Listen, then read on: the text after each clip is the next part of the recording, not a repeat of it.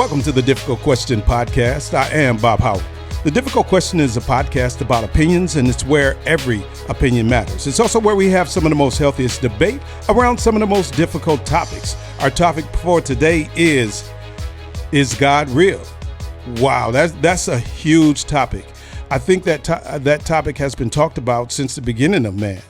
And I think that we have a cast here today that I think you'll be happy with some of the responses we get from them. We have Cisco, who's joining us from the Brazen Veracity podcast. We got Justin, JJ, joining us from God's Final Messenger.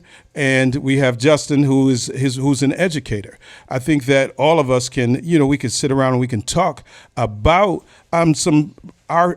from our perspective. I'm sorry about that. From our perspective, what God is.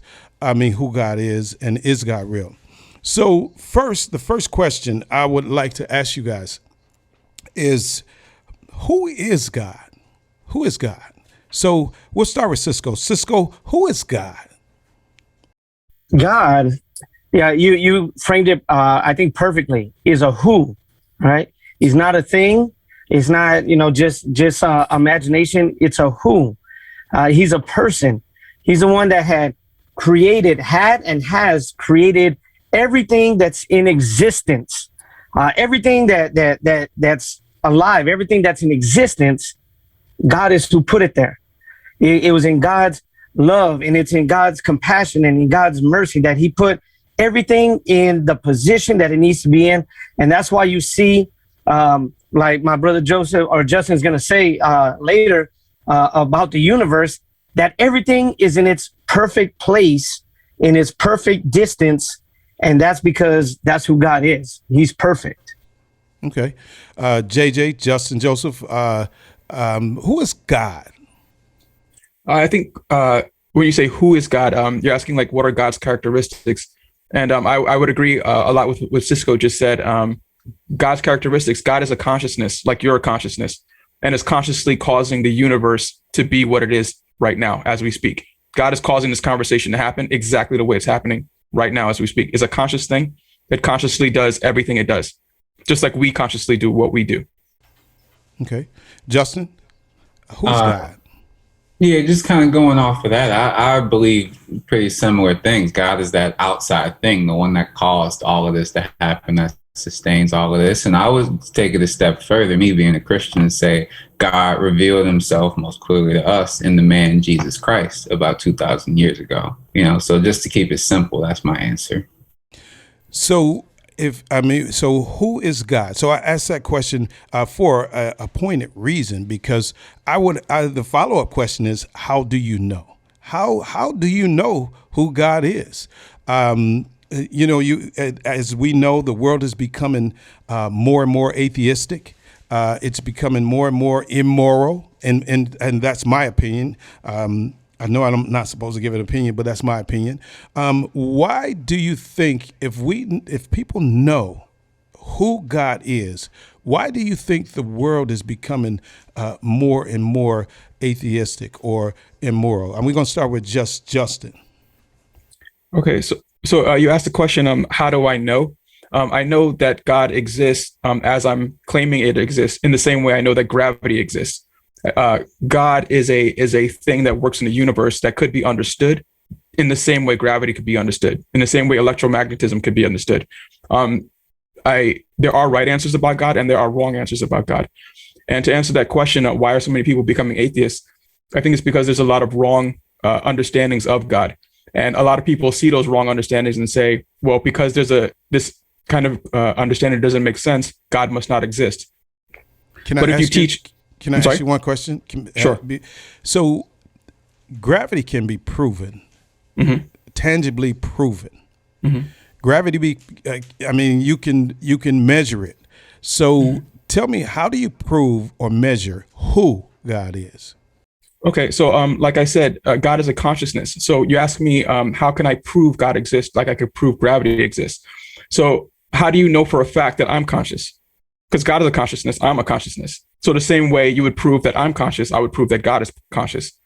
So the way you know that I'm conscious is because the intentionality in my words. It seems like I intend to do what I'm doing. The order in the words that I'm using also indicate that I'm conscious. All these indicators that I'm conscious is also how we know that a consciousness is causing the universe to do what it does, that there's an order to the consciousness. The word cosmos means order. That the cosmos, that the universe is ordered in with laws, means that a consciousness is causing it to happen. That there's meaning in the universe. So, for example, DNA means something. If your DNA says one thing, then you'll be black. If your DNA says another thing, you'll be white.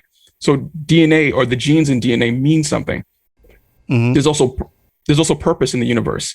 So, for example, a mother's milk was designed with the purpose of feeding the baby. You see what I'm saying? That we find things that have purpose in the universe means that whatever caused it was conscious. What about the people?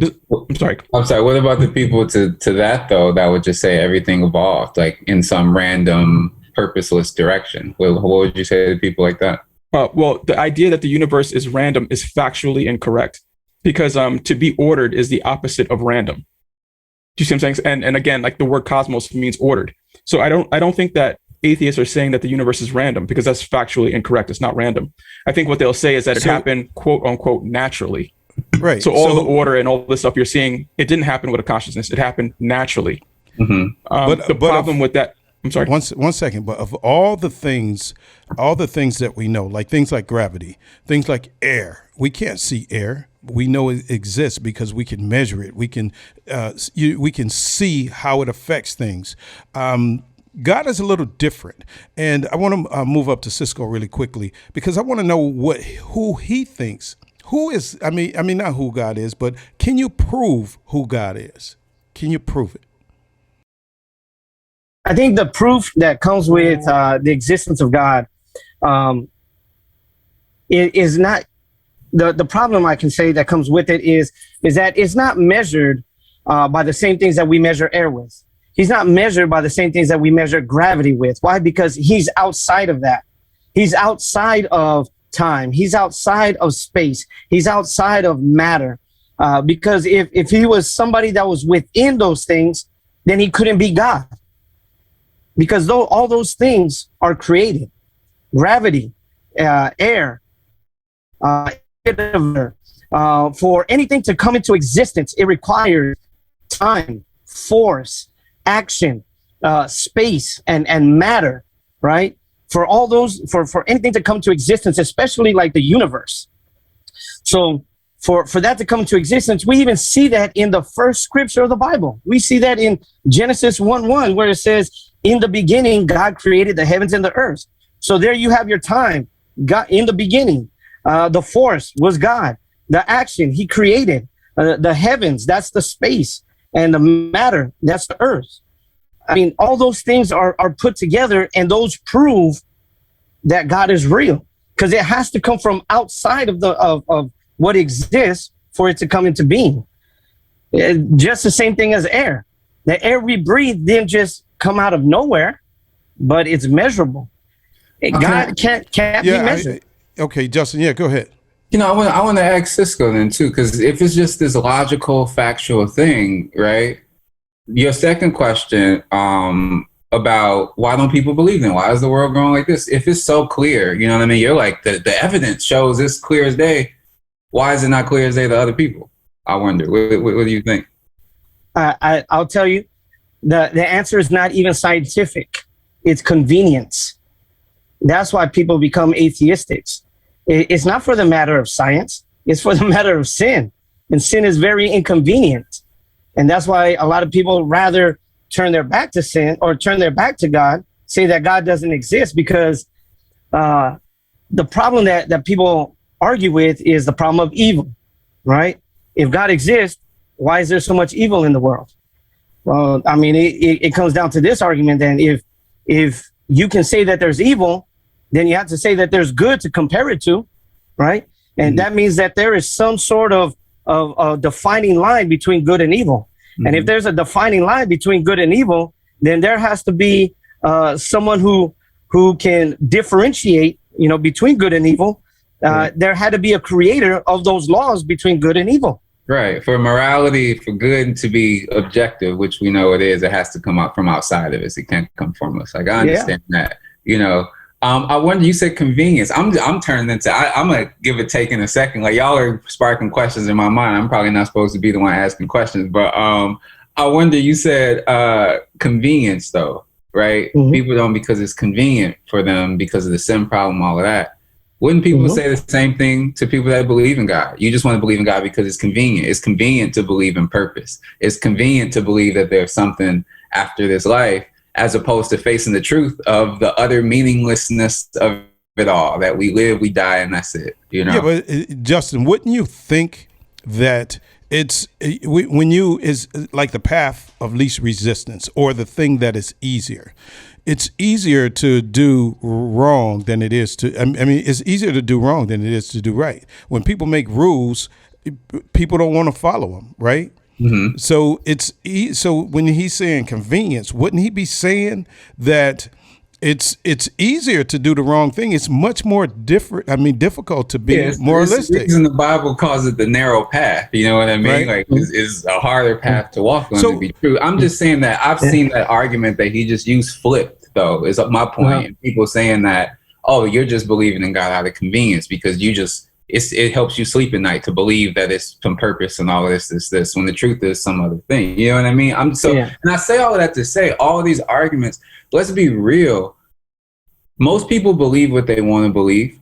Most people don't believe based off facts, based off evidence, based off logic and all of that. Most people, just with the way information works, you can find the evidence to justify anything that you want to believe. You know what I mean? Absolutely right. Mm-hmm. So, like, and I used to always be on the same thing, real with the apologetics, looking at the prophetic record, looking at all of this and stuff, the historical evidence. And it's like, that's fine and it works. But at the end of the day, going back to your original question, how do you know about who God is and all of that? I know because, just like the Bible says, call on the name Jesus Christ. My life was this way and now it's this way. My heart was this way and now it's this way. I know. But how do you know? Justin, how do you know that that's God? Let me move, because you let me go to JJ Justin. And I mean, you know, because your life changed. How do you know that God changed it? How do you know that? Okay, well, it's because of how I'm defining God. But I just wanted to quickly to respond to a couple of things. First of all, I do not have faith. I don't agree that faith is a good way of being. I also don't believe in the Bible. The reason why I know about God is because it's a factual thing. I have no emotions towards it. It is a fact that God exists, like it's a fact that gravity exists. And I think the reason why a lot of atheists are moving away is because, Cisco, no disrespect at all, but I think that a lot of people who believe in God don't understand how the universe works. So if someone says something like the universe began to exist, everything that we have began, that's sort of true, but it's not quite what's true. And if you say things like God exists outside of the universe or God exists outside of time and space, that is also incorrect. That is not possible, because something that exists outside of time and space doesn't exist. So, for example, whoa. Hold on 1 second. I want to hear his point. Yeah, I do. I want to know, how do you know that? How do you know that? So for example, magical fairies exist outside of time and space. Magical fairies, Narnia, Wakanda, all those imaginations exist outside of time and space. You see, like God is something that exists within the universe. God must exist within the universe, because the universe, the word universe, means everything. Everything that exists is the universe. Who created that word? God is within the universe. Who created that word? I'm sorry? Who created that word? The word God? No, the word universe. The word universe? Well, yeah. The universe is just an understanding that all things could be encompassed as one thing. Yeah, but that's a man-made word, man-made concept. Finish what you're saying. I'm going to ask you a question. The word is a man-made concept, but the universe does exist. So everything is out there, whether or not there were people or not. The universe will still exist. Right, like you're saying, we use gravity, for instance. Gravity exists even without the word for gravity. The word just describes a thing that already exists on its own. So I get the logic that you're using right there. Mm-hmm. I wonder, could you speak to, before the show, you mentioned, you used to be an atheist, and then 5 years ago, and there was this shift. Like, what can you talk about your journey? Like, how did you come? So Justin, we are going to get that because we're going to get that a little bit later. All right, I'll stop asking questions. Y'all, like, it's interesting stuff they're saying. Yeah. So what happens is because I want to hear everybody. How did everybody get to that? I don't want to preempt that. I want to finish on the subject we're talking about right now. What happens is, so we're talking about like proof of who God is. Cisco, you want to continue with that? Like that proof. All right. So there was a lot in there, and I like how Justin Joseph was explaining in there that God is a part of the universe. Absolutely, absolutely. But it didn't come into being without him, and that's the point, that he had to come from outside of the universe to be able to create the universe, to be a partaker of the universe, right? That way people would be able to see who he is in his infiniteness. He has to come from outside of it, but also be able to partake in it. Just like anybody that creates anything here on earth. All we're doing is following the example that was given to us by God himself. If I was to create a chair, it's made for a purpose. The purpose of bearing the weight of whoever's going to sit on it, and it's going to take different materials. Does that make me an equal to the chair? No, I'm greater than the chair because I built the chair. I made the chair. That doesn't make me a chair myself. That made me the creator of the chair. And God does that from the beginning, from the very beginning, in his infinite wisdom, in his infinite of who he is how all of this came into being. We have our intellect. We have our knowledge. We have the limited wisdom that we have, that sometimes we tend to think is greater than what it is, and it comes solely from God, and that's the thing, that going back to your question, Bob, of why is there so many more atheists or more people becoming atheistic? I did make the point about the convenience, but it's coming to the point of where people are I want to say so intelligent that God becomes an inconvenience, that people are believing that it's solely by what they know, their knowledge, that they don't need a God.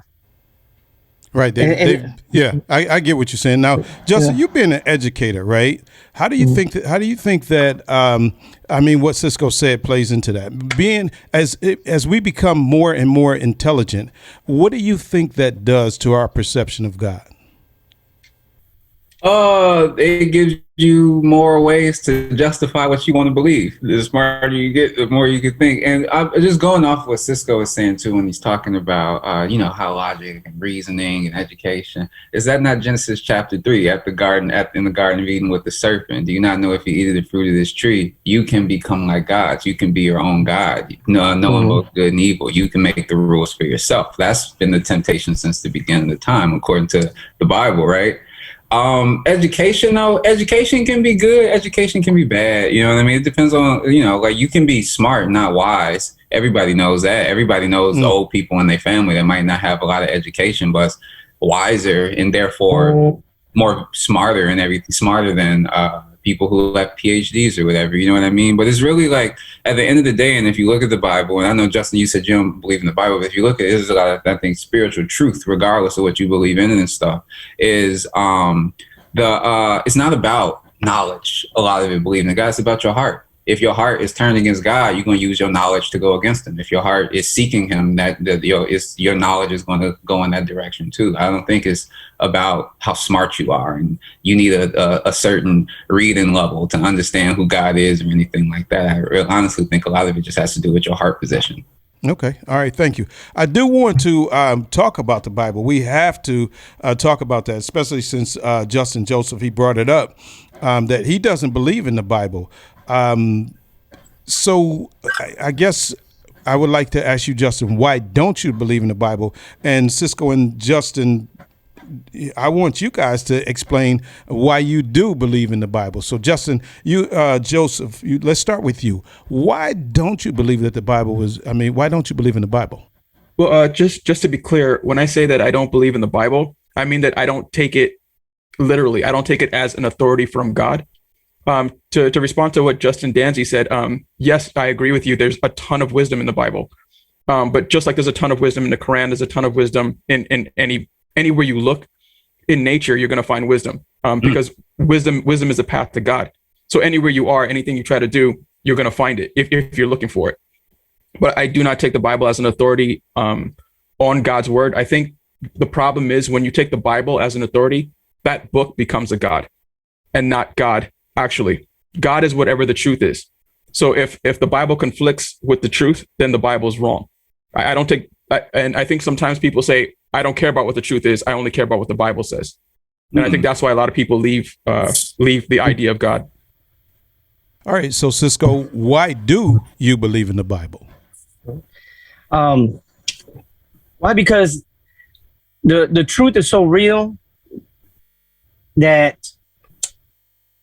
let me begin like this. Let me rephrase that. Okay.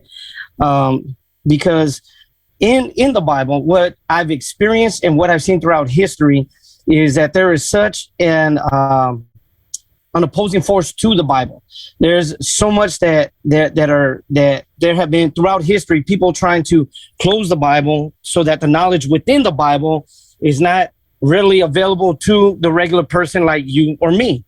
Now, when it comes to truth, this is one thing that I've learned about truth, that truth is going to be true in all places, at all times, for all people.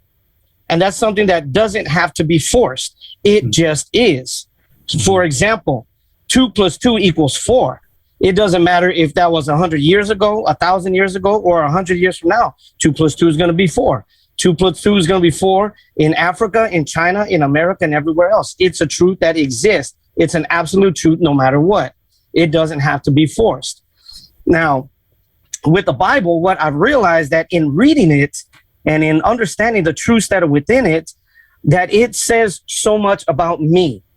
It tells me who God is. It explains the characters of who God is within it. And then it's especially expressed in the living, breathing human being of Jesus Christ when he was here on this earth, of who God is. But then it tells me so much truth about who I am inside me, the thoughts that I had inside my heart, or inside my mind and in my heart, the intentions and the motivations of my heart, which because it revealed without me even having to explain to anybody the desires of who I was as a human so bluntly and plainly, that the answer that's within it on how to change and transform my life was also within that same book. And because of the experiences that I've seen, not only in my life, but in many other lives throughout history, and even in people that I know myself, there's no way that you can deny that it's not true. Historically speaking, from its inception, it covers such a span of years, and with the different authors that are in there, how could it cohere logically if it wasn't meant spiritually? If it didn't come together spiritually, that's just it just becomes such a plain truth that it, like I mentioned earlier, that it's inconvenient, and that's why a lot of people want to get rid of it. That's why they want to close it. That's why they took it out of schools. That's why they take it out of all the places that will have people believing in God instead of believing the other human, like maybe the government or whoever else, to be your God to, take care of your needs when God could be the one for you. Okay. Justin, same question. Oh man, like where do I start? It's like it's hard to even just do an answer after all of that. I gotta I have to say. That one thing before I even go, like I'm thinking about what Justin said about people almost like ignoring the truth in favor of like their interpretation of the Bible or something like that. Which to me, if that happens, I don't think you're actually reading the Bible the way it's supposed to be read, because it tells you God is truth. You know what I'm saying? And if your eyes and what you see in the world isn't, you're either misinterpreting something or you're missing something. Something's not in alignment. God is not a God of confusion. Things should line up and all of that. And what it sounds like what you're talking about is a more Pharisaical, is that how you pronounce it? Like the Pharisees interpreted the Bible, where it's not about truth. It's about their interpretation and enforcing it on other people and all of that, and ignoring capital T truth so much that when the literal truth came and said, hey, repent and believe in the gospel, they put him on a cross. You know what I'm saying? Your question is, why do I believe the Bible? I could go into a whole lot about some of what Cisco is saying about the manuscript record, all that they have of it, the historical record that confirms a lot of what happens, the prophetic record, the fact that I mentioned Genesis 3 earlier. Right after that moment, you get the first prophecy of Jesus coming to crush the head of the serpent in Genesis chapter 3.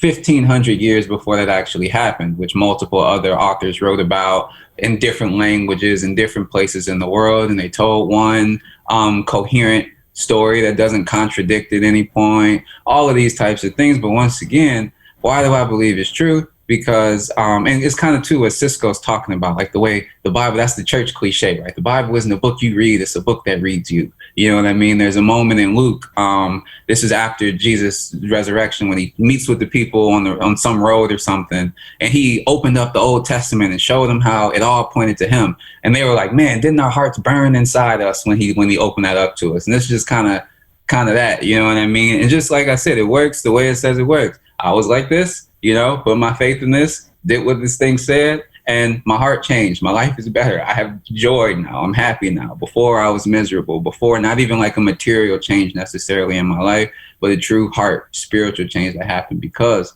of not the book, but the person that the book points to. Okay. So if there's a story, it's called the Epic of Gilgamesh.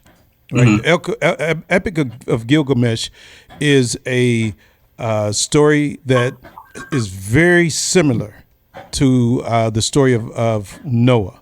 It talks about the flood, right? And the scholars say that it predates the Bible. It predates Christianity. And how would you? Testament predates Christianity, if that's what you're saying. Well, not Christianity, but the Christian religion, right? The Torah, the Genesis. They say the writing of Genesis. They say this Epic of Gilgamesh predates that.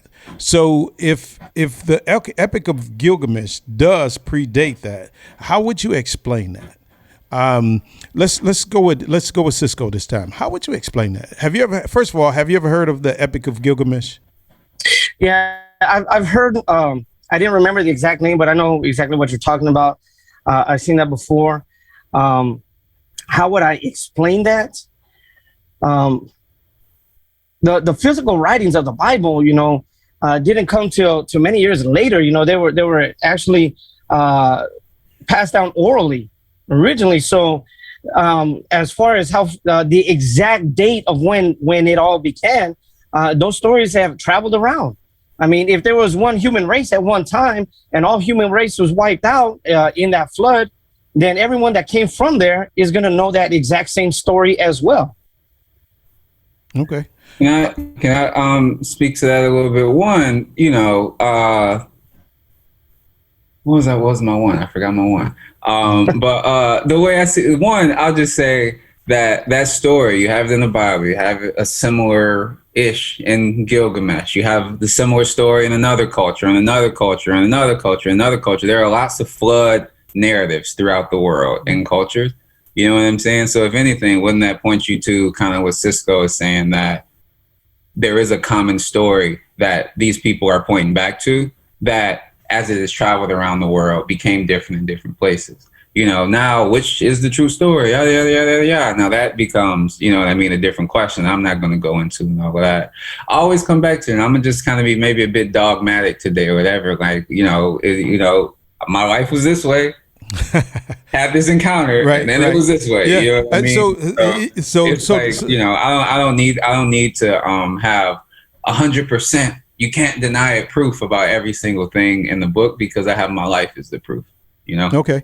So I guess I have a couple more really, really good questions. One, I do want to talk about evolution. I do want to talk about science. I do want to talk about, that this primordial ooze that they talk about. what is your stance? We're going to go to Justin Joseph. What is your stance on evolution? Do you think man evolved from that primordial ooze and to who we are today? Or do you believe that we were Adam and Eve, two people put on the earth? Oh no, I don't believe in Adam and Eve because I don't believe in the Bible. Okay. But as far as like how human beings came together, however that was that human beings, well, evolution, the word evolution just means change. Mm-hmm. I do not believe that that scientists who are claiming that that species came about through this process know what they're talking about, because obviously the first species didn't come about through that same process. Do you see what I'm saying? So if the first species didn't come about in that process, why did any other species have to come about in that process? So wait. Why wouldn't other species? In fact, all species evolve from that. Not just man. What I'm saying is, like, according to science, all species evolve from that. Well, evolution, they're trying to explain how a certain species wasn't there before and then came into being. And they're saying that species come into being through this process called evolution. But what I'm saying is that the first species didn't come into being through evolution. Why wouldn't it? I'm sorry? Why wouldn't it? Well, because there was no species before it.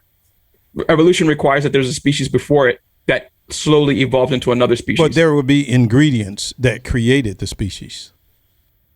Well, yes, but those ingredients came together and created the first species without the process of evolution. So evolution is a process that what they do is they say that a species was already there. And they don't explain how that first species got there. They just said it was already there. And then they say that all other species. Well, they say that there was the building blocks. They always talk about the building blocks of life. They don't talk about species. They talk about the building blocks of life. And from those building blocks, I don't know if it's amoebas or something, very simple life. And from the very simple life, then you evolve into an apex animal like ourselves, something like that. There's no such thing as simple life. There's no such thing as simple life. Okay, That's correct. Again, that's what this show is about. Opinion, right? That's an opinion. So what happens is let's let Justin finish. Go ahead. I'm sorry for cutting you off, but no problem. I just wanted to make it clear. So you said the building blocks of life. Yes, that they understand the building blocks of life, but as you can tell, that scientists can't put it together in a lab right now. So that goes to Justin Danzy's point that it's not simple, because if it was simple, then scientists would be able to take those building blocks and build life right now, which they cannot do. Nor do they know how species come about. So scientists have no idea how species come about. I'm sorry. I do want to cut you off once again. So maybe 100 years ago, I'll give you an example. My daughter was born, she had 3 holes in her heart, right? And she's here today.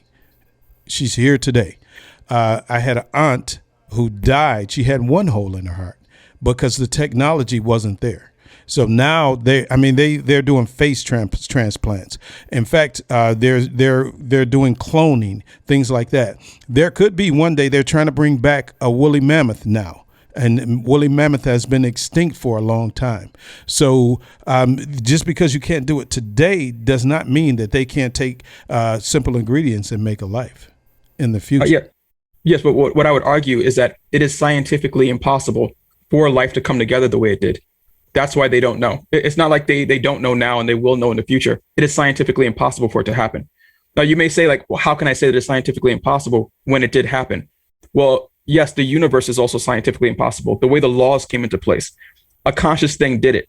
So, for example, like the only reason why I'm waving my hand right now is because I consciously want to do it. This action is happening in the universe because I consciously want it to happen. And that's how life came into being, because a consciousness wanted it to happen, not because the building blocks somehow like arrange themselves in a certain way. That would be scientifically impossible. There are no natural laws that could create life. The laws of physics, the laws of all these things, they cannot create life. They're incapable of doing it. If it was capable, they would have at least some sort of understanding of how it's done, but they have absolutely zero understanding of how it's done, because life does not come together through natural laws. Okay. All right, Cisco, let's talk about evolution. What do you think about evolution? for evolution, honestly, like I said, it's convenient. That's all it is. It's convenience that removes the power and the credibility of a creator. That's all evolution is. Because if evolution was real, evolution is something that is continuous, right? It's something that, what according to their theory, some rock hit the earth, it created a chemical reaction. Some primordial slime, was formed and crawled upon the beach, and it became all these other things. So it throughout the billions of years, as the theory says, that it evolved into all these other things, right? So they're pretty much saying that something came out of nothing on its own, which is, like Justin said, is impossible. But if that was the case, if evolution was real, why don't we see evidence today of things that are still constantly evolving? We see that, as they said, that we evolved from monkeys. We see monkeys and we see humans, but we don't see anything in between. We don't see no intelligent life in the process of the monkey and the human. The creation of everything that exists, every bit of life, like Justin was saying, you can't create life scientifically. You can put all the chemicals together. You can put, any kind of baking set together and put, the right chemicals together, but it's only God that brings the actual life. Just as he did with Adam, it says that he formed them out of the dust of the ground. And a lot of our makeup still has the same compounds that are in the ground, but it wasn't until God breathed the breath of life into his nose that we became a living being. So evolution, I think, is just is circular. It's self-defeating. When you come to thinking of the actual process and where it's at now. Did evolution just all of a sudden stop? It can. If it's a real theory, it can't stop.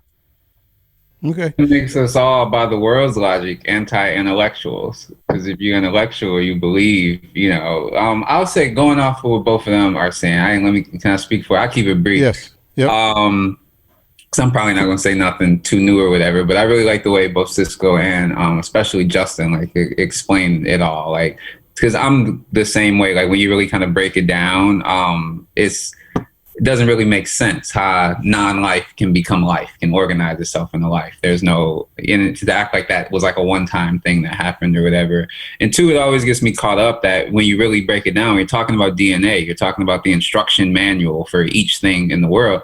That's information, incredibly complex information. Right.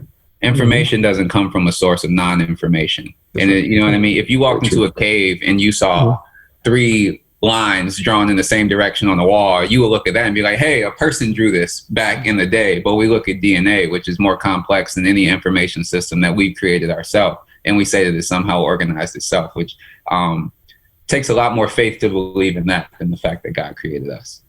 Okay. Yeah. All right. So, Justin, we're going to stay with you, but I want to talk about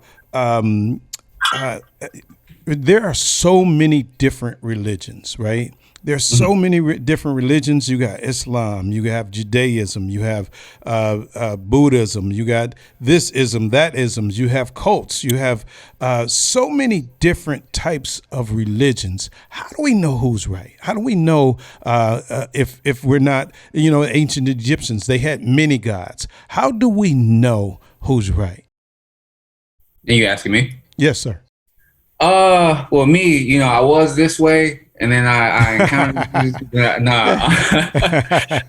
I mean, and that'll honestly, I think, will always forever be a holdup for a lot of people. I think even people that are like committed to their Christian faith or their Muslim faith or their whatever faith, they're always, that can creep in and be like, how do I know I'm right? And all of that, you know what I mean? That you got to continue leaning into it, continue seeking. I'm of the belief that, like I said, your heart, position it the right way. If you're seeking God, you're going to find God. You know what I mean? And I think that says it in the Bible and all that. You know what I mean? With that being said, we're smart people. We have a lot of information available to us. We can look this stuff up because we know that, you know what I mean?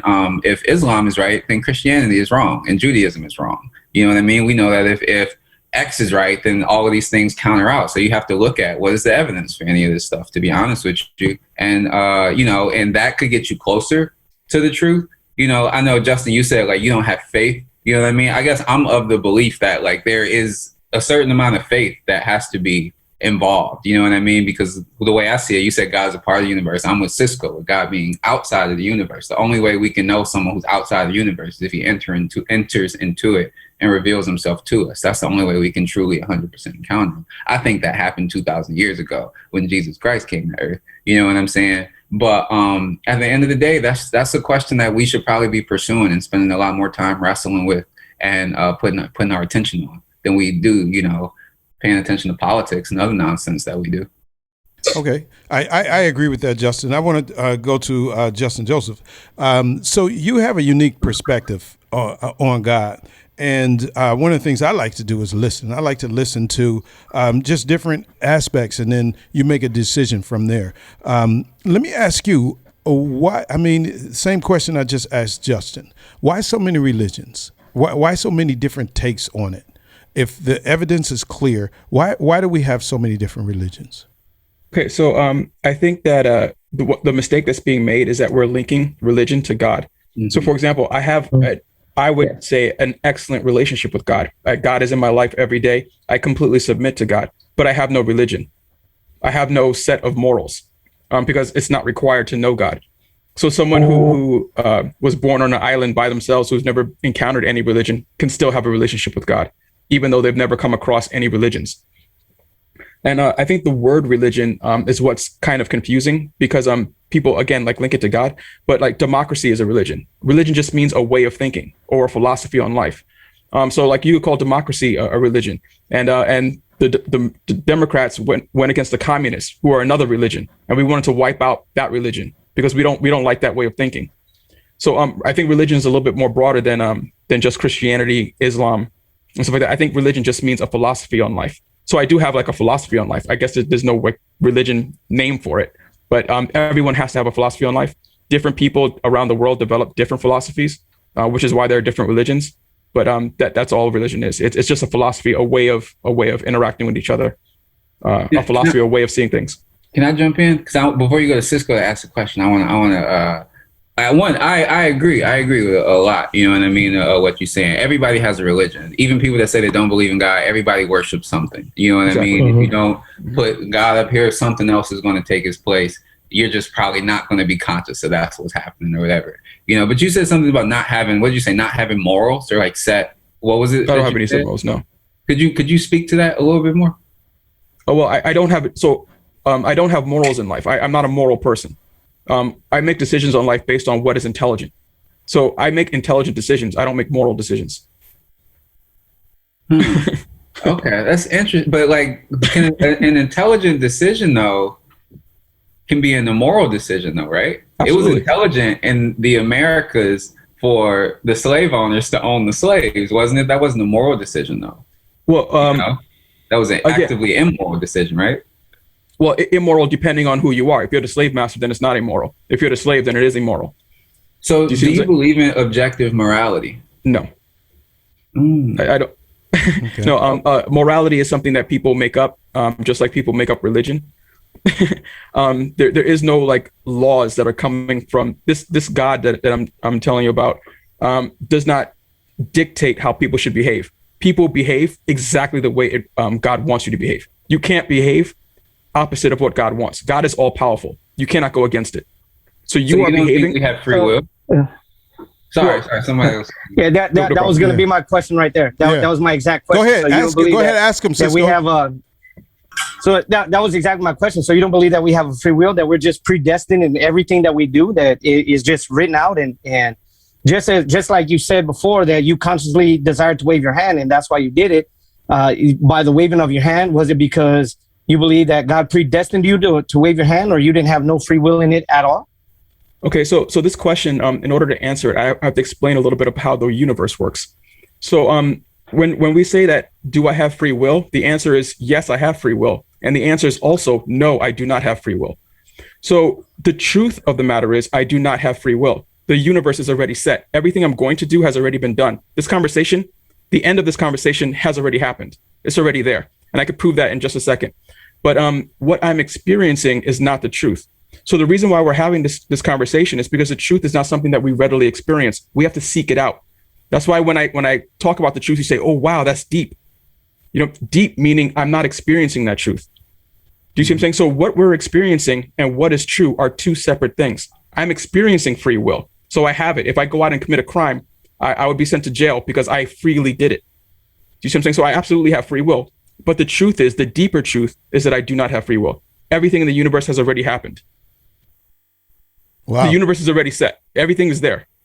It's interesting to see because it's like a lot of it's like me and him are walking like this with what we're saying. You know what I mean? Where it's like we're pretty much almost saying the same thing, but then it's like different enough that we're kind of on these kind of parallel paths or whatever. Because when you're saying that, I'm like, there's like a double, and it can be maybe contradictory in some people's minds where it's like we absolutely do have free will and there is predestination at the same time. You know what I mean? And that's partially, in my mind, it makes sense because God is outside of the universe. He's outside of time and space. He's before, he's now, he's after. He already knows what's going to happen. And as the Bible tells us, he's working it all as a part of his plan for good. You know what I mean? And stuff, yada, yada, yada, yada. But I 100% have free will and things are 100% predestined at the same time. So you get what I'm saying, Justin? How it's like, I'm kind of on a similar line of thought, but I feel like there's enough where we're parallel as far as like, you get what I'm saying? You're right. We're saying the same thing. Like, I'm sorry, but you have 100% free will and you 100% don't. That's because the universe works at different depths. Do you see what I'm saying? So like, you guys are saying that God, brought the universe into existence, that the universe started at some point. That is one type of real, just like it is real that I have free will. The other type of real is called truth. The truth, the deeper truth, is that the universe was always there. The universe was never created. The universe is eternal. Everything, I'm eternal, you're eternal. This conversation has always happened. Everything in existence has always been in existence. I want to know how do you know this? How do you know that? Okay. So I got a question with that. Just real quick, because it's pretty much how I'm understanding it. Is saying that truth is relative, to the interpreter, right? No. And I don't believe that's true because people that say that there is no truth, there is a truth, but your truth is experienced different than my truth is.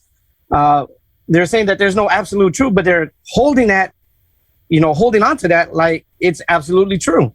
So is there not an absolute truth, or is there an absolute truth? So there's an absolute truth. I don't think he's saying that though, and you can speak for yourself. But I don't want to say how I'm understanding you, so you can hear how people in the room are understanding you. Thank you. You are saying that there is absolute, objective, capital T, truth.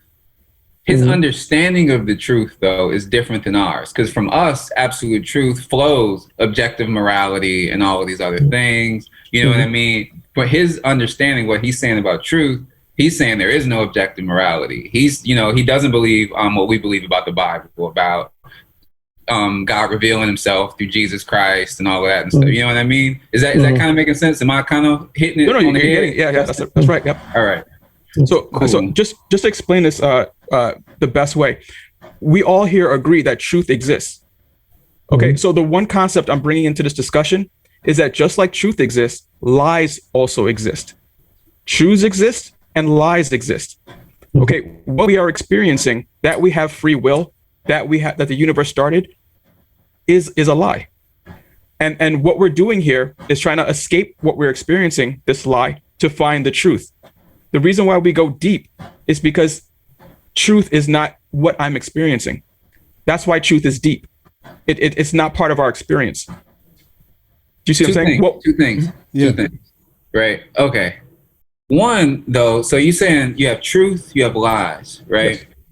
You don't believe in objective morality, right? So is it better? Is it good to seek truth? Is it bad to seek, you know what I mean? So that's one thing, and my second thing, I think I need to understand more what you mean when you say universe, to understand what you mean when you say the universe has always existed. Okay. So when I say the universe means everything. If you look up the definition of universe, it just means everything. Everything was always in existence. The reason why we know for a fact that everything was in existence is because there's no such thing as nothing. So I think we all agree here that the universe didn't come from nothing, because nothing doesn't exist. there was always been something. And as long as there's been something, there's been the universe. Anywhere you go in the past, there's always been something, which means the universe is always there. But you asked a very great question. Is the truth better? The honest to God truth is, the truth is not better or worse. It's not good or bad.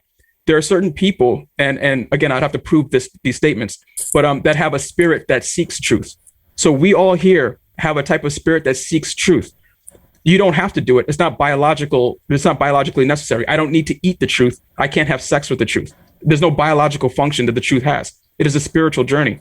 But just like we seek truth and we don't even know why we're doing it, none of you know why you're doing it. It's just something that you do.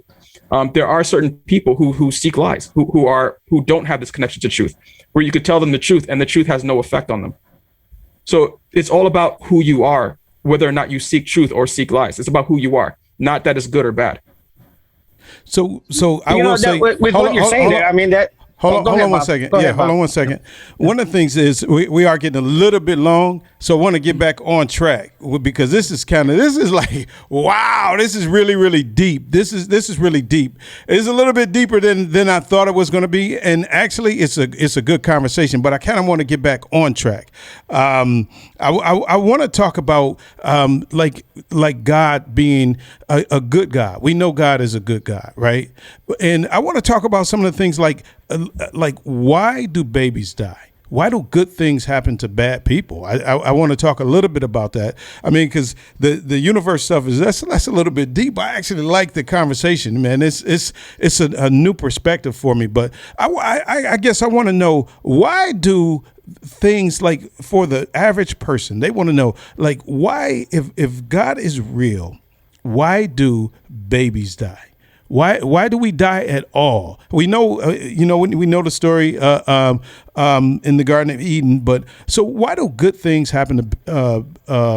Why do bad things happen to good people, or why do bad people get good things happen to them? If God is a good God, why would He allow bad things? Why would He allow things like pain? Cisco, we'll go ahead and start with you. I think it goes a lot with not just knowing God, but experiencing God. You know, a lot of times that we think that we're on the right moral path, that just because we know God, just because we follow God, that our life is just going to be perfect, but it's not. Why? Because the love of God that He has for us kind of goes with what we were speaking earlier about the free will, right? That everyone has that ability to make those decisions, like Justin Joseph was saying, was to follow the truth or follow the lies, right? And we want to believe that most people want to follow the truth, right? We want to do the right things, that there is a moral, objective truth, good that people want to do. Why it happens is sometimes, beyond, I think, just reasonable logic that we can just explain. But what it does show is that how can I explain this? I'm trying to put it in simple words. I'll put it like this. Have you ever seen your own child know that they're about to make a mistake? You know that they're about to do something that's going to probably hurt them just a little bit. They might fall. The first time they're trying to ride a tricycle or ride a bike without their training wheels. You know they're going to fall, but you let them go anyways, all right? They fall and they get hurt. What's the first thing they do? They ask for help from mom or dad. They know that mom or dad's going to be there to comfort them. Do we want them to get hurt? No, absolutely not. We don't want our children to get hurt. And I don't think God wants His children to be hurt either, but we've come to a stage in history, a stage in life where people tend to forget about God. And God is removed out of so many different places. We removed Him out of schools, remove Him out of politics, remove Him out of public places, and tragedies happen. And the first thing people do is, where's God? All right? They look for Him. Mm-hmm. Where was your God in this? All right? They want to know, well, you removed Him. God's a gentleman, if anything else. He's not going to force Himself to be in anyone's situation, right? He's not going to force Himself upon him, because then that wouldn't be love. Well, what's love if someone tells her, you have to tell me you love me every day, right? That's not real love. That's forced, right? So God's going to reveal himself or allow things to happen, not out of his knowledge, not out of his wisdom, but so that sometimes people can just turn around and look and say, God, I need you. Okay. So Justin, same question, like Jesus, Jesus came down and some horrible things happened to him. Why would God allow something like that to occur? You're asking me? Yes, sir. Okay.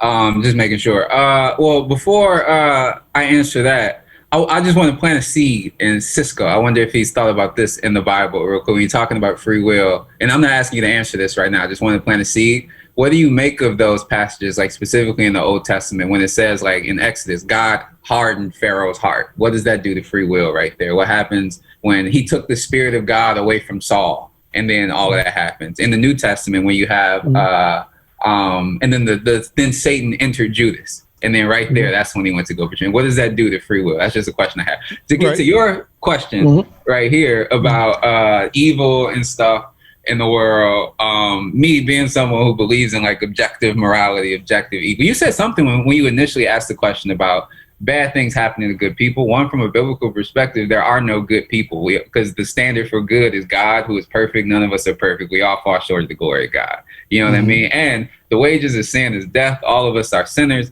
None of us get what we truly deserve as far as in this life. You know what I mean? We all get a much longer leash than we actually deserve, right? Two, I will wonder, what is the point of life? Is the point of life for this just to be a playground where everything is perfect and it's just all, cotton candy and rainbows and all of that? Or is the point of life something different? You know what I mean? Like when you talk about the Bible, I think a big part of the things that we go through, as far as what we can understand, some of it is sanctification, becoming conformed to the image of God, being made more like Christ. And let's be honest, the good times don't do that for you as much as the bad times do. You know what I mean? Like you need struggles in your life and all of that. Another thing is, let's be honest, like, and I think Justin's doing a good job of kind of exploding and showing how big everything is. You know what I mean? How really, like, we can't understand this thing as much as we want to. You know what I mean? We, at least to me, we can get slivers of it and all of that here and there, but we're not experiencing truth, he said, all of the time and all of that. Why can't it just be, we don't know exactly why things are the way they are at all times. You know what I mean? And we do have the image of God, though, even though, in Job is a whole book about why am I suffering? Why did this happen to me? And when God finally came and talked to Job, did he give him an answer about why I took away all your cows and all of your whatever? You know what I'm saying? He just said, no, like, look, I'm the one who did this. I'm the one who sends forth the lightning and the thunder. I'm the one who keeps the seas in place. I'm the one. Essentially, I'm God, you're not. I don't owe you an explanation almost. Also, trust me. You know what I'm saying?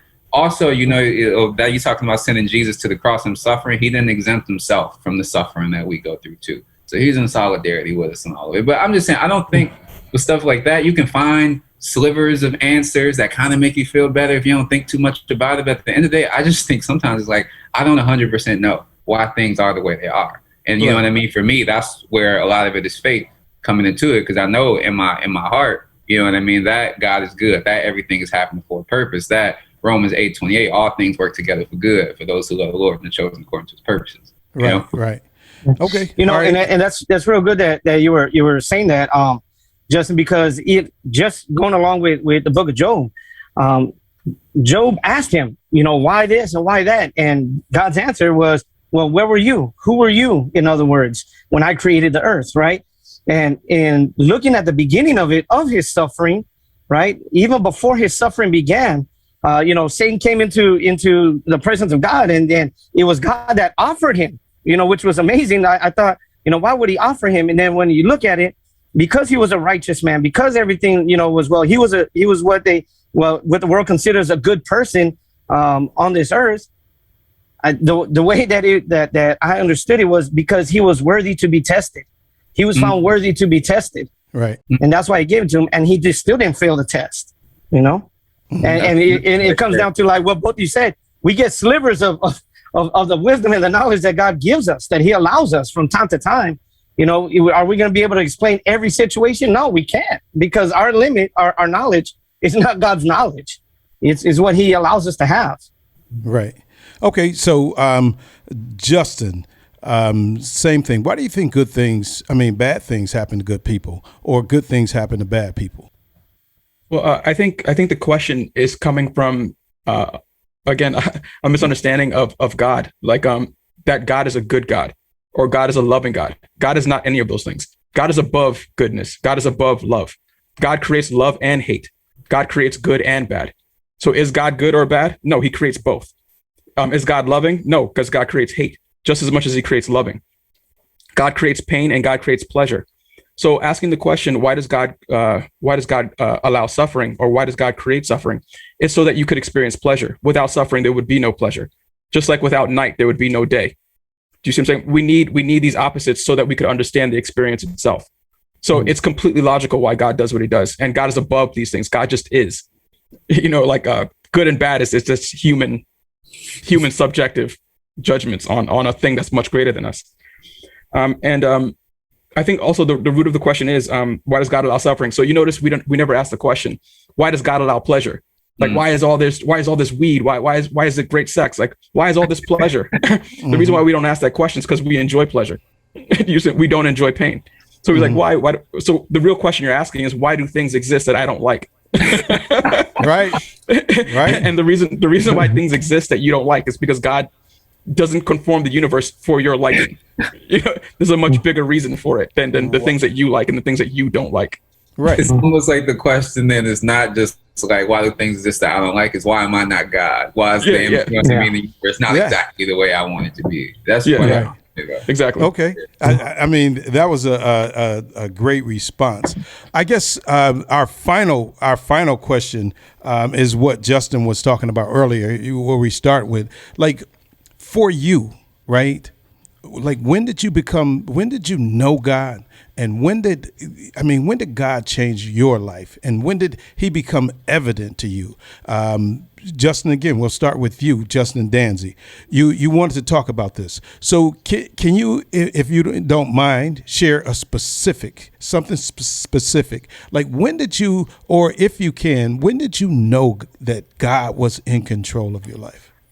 Well, one, I'll say I wanted to ask about it, not talk about it. But for me, it was probably, you said before the show, Justin, like 5 years ago you had the experience. Probably for me, 3-4 years ago. You know what I mean? Where life, you get in certain situations, certain stuff happens, but it was just a specific low moment where I felt like I had an encounter with God, essentially. You know what I mean? That was that heart-changing transformation that the Bible talks about. When I called on the name of Jesus Christ, as the Bible says, what happened.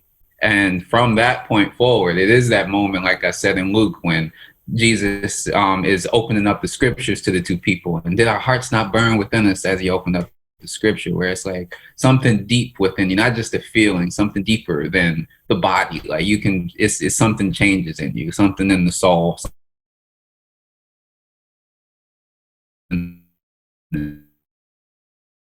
We've been fighting forever, all of a sudden just fall away, just like that. You know what I mean? Where it's like even the colors that when you're looking outside seem brighter, they seem more sharp than they ever were before. And there's just like a wholesale change, you know what I mean?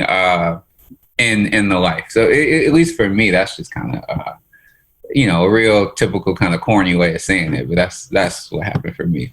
All right.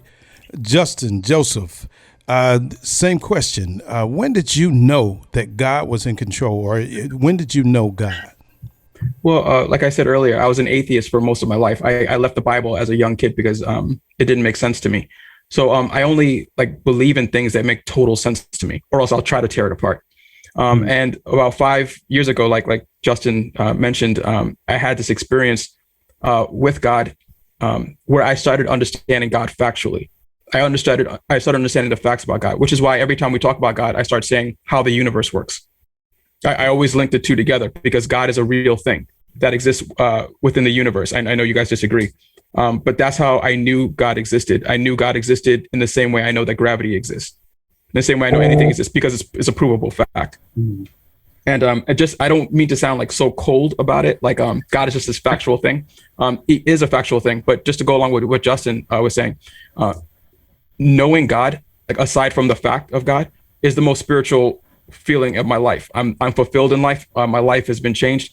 So I just want to that there is obviously a spiritual side to this, where my life, I can't even imagine what it's like not knowing God. You know.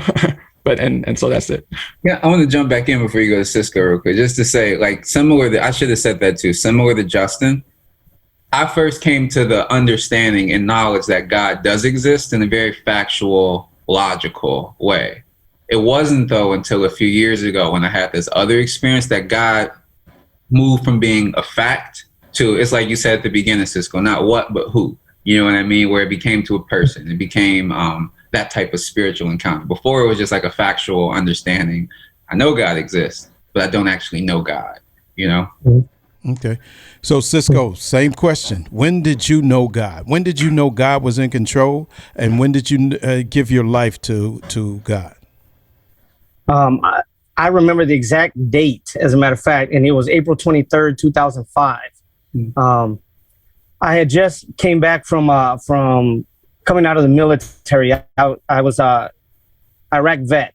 You know, I was in the military for about 11 years. I went to Iraq. I was part of the invasion in 2003.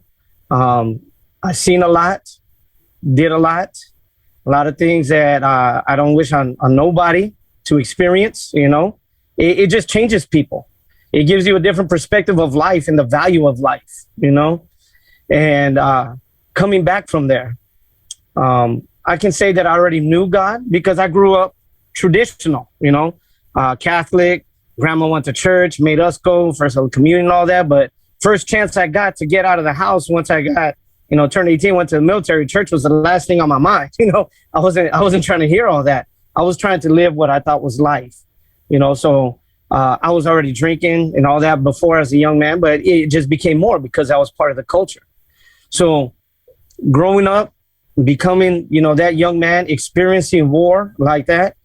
I just turned 30 and I was in my backyard watering my plants, just thinking about life. I think we all come to those experiences where, you know, we think, you know, where's life? You know, what's life really about? And I thought at 30 years old, all right, is this all I have to look forward to? Is my next 30 years going to be like the last 30 years? Is that all I got? And then I thought, you know, and for reals, what's really true in life? You know, there's everybody that says that they know the truth. Everybody that says that they're true. There's people that said they'd be there for you and they weren't. I said I'd be there for people and I wasn't. You know, so I didn't even have truth within me. What's really the truth? And then I thought, you know, where does it all end? You know, is there an eternity? Is there an afterlife? Or are we born, we live and we die and that's it? Is it all over? And that was the moment that God spoke to me. I heard an audible voice that told me, everything that you're looking for, you find it in me. You're looking for direction. I'm the way. You're looking for validity. You're looking for truth. I'm the truth. You're looking for a sense of destination. I'm the life. And no one comes to the Father except through me. And I remembered that was at that moment that my sister, who had just got saved maybe a year and a half before me, was constantly coming at me with all this Jesus stuff. And I wasn't trying to hear it because I had money coming back from the war. I was trying to party. I was trying to hook up and do all these things. But I saw that it was taking me nowhere. You know, it took me nowhere. And I didn't have no peace in my life whatsoever.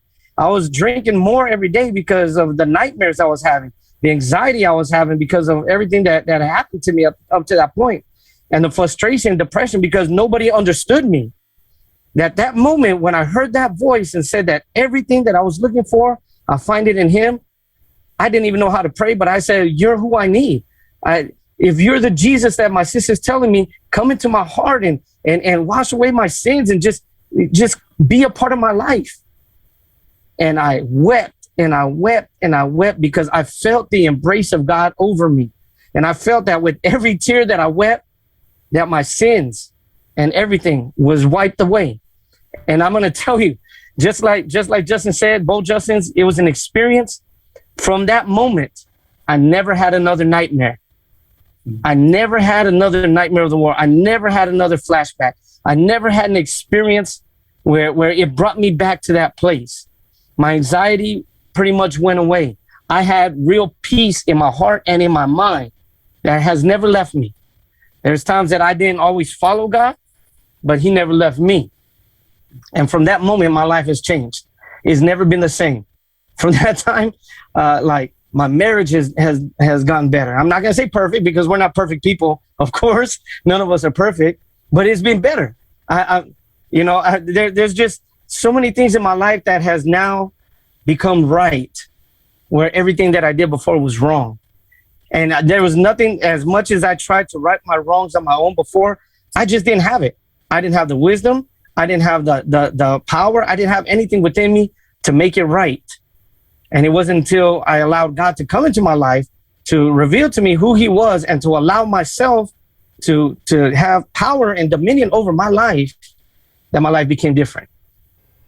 I think that's awesome. I really think that's awesome. I think, again, this has been, I mean, they say be careful for what you ask for because you might get it. I think this topic is like that because, wow, I mean, this went really, really deep. I think Justin, Joseph, you brought a unique perspective. I mean, and I asked for the conviction. I wanted some people on this podcast who would really, really just give it all. Just tell us what they thought and really feel what they talked about. And I got it. I mean, for a second, I had to sit back and just listen because it was so much, just so much conviction in you guys. And I greatly appreciate it. I would ask again, thank you. I do. Before I go, I wouldn't mind. Cisco, can you quickly talk about your podcast? And tell us a little bit about it before we go. And Justin, you do the same thing. Okay. My podcast, his name is Brazen Veracity, which means bold truth. And I just talk about today's issues, the things that are going on today, but from a practical Christian perspective, right? How it actually, you can live it out, how you can walk it out, and how you can, live your best life following Jesus Christ. Okay. Justin? Yes. My YouTube channel is called God's Final Messenger. I call it that because, a messenger of God is someone who speaks the truth. Anyone who speaks the truth is a messenger of God. The reason why I call myself final is only because I'm speaking the deepest truth, which is like, how does the universe work? How does the infinite work? Which is why I'm always going into that topic during this discussion.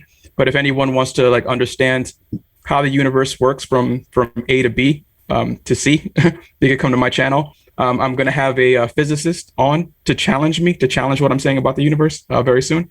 And I hope to beat him up. Right. Okay. So Justin is a regular on here. He's a staple on the difficult question. He brings some very good questions, and I definitely appreciate you as well. If you guys, again, if you need anything from me, I'm there. And I thank you. And we have a lot of good topics, man. I think you guys could be a great part of it. And like I said, these topics can really get complex. And like today's topic, you guys made it very, very entertaining. I really enjoyed it. So I'm going to say peace to you.